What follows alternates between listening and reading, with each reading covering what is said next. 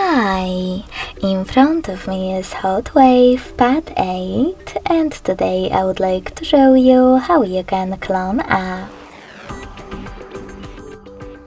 Start by opening Devices Settings and scrolling down to access Apps section. Then scroll all the way down and click on Parallel App.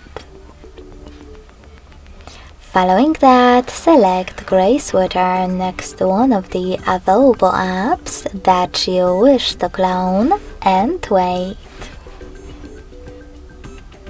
So when I go back, as you can see, my app was successfully cloned. If you wish to delete this clone, go back to the same settings and this time tap on the blue sweater next to your app. Lastly, confirm your choice in the pop-up. Thanks so much for watching. If you enjoyed this video, don't forget to leave a like, comment and subscribe. Bye!